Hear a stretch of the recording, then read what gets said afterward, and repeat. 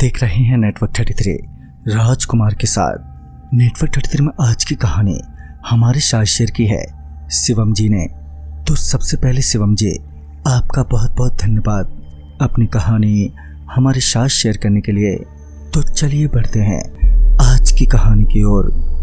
गेहूं की फसल थी और पानी लगाना बहुत ही ज़रूरी था और तकरीबन दोपहर के 3 बजे चाचा जी ने मुझसे आकर कहा, बेटा शिवम, दिन में तो पानी नहीं मिल पाएगा, हमें रात को ही पानी मिलेगा।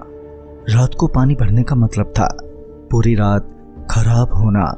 चाचा जी का कहा मैं टाल भी नहीं सकता था, तो मैंने मन मारते हुए उनसे कह ही दिया, ठीक है चाचा, रात में ही पानी भर लेंगे। रात के 9:30 बजे चाचा और मैं साइकिल लेकर खेत पर को चल दिए और तकरीबन 10:30 बजे के करीब लाइट भी आ गई। तो ट्यूबवेल चालू हो गया और मैं फावड़ा हाथ में लिए खेत की क्यारी में पानी भरने लगा। कभी चाचा जी खेत में देख लेते तो कभी मैं देख लेता।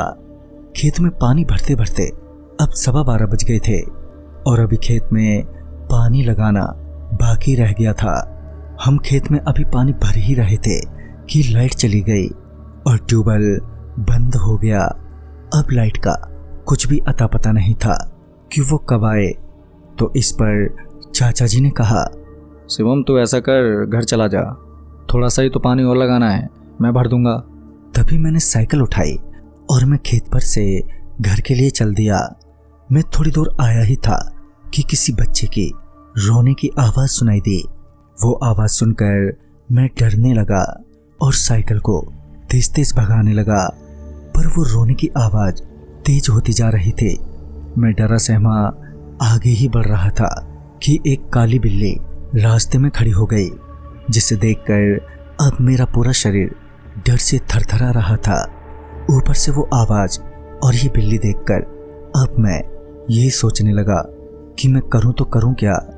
मेरी कुछ भी समझ में नहीं आ रहा था। लिहाजन मैंने साइकिल को आगे बढ़ाया तो वो बिल्ली सामने से हट गई।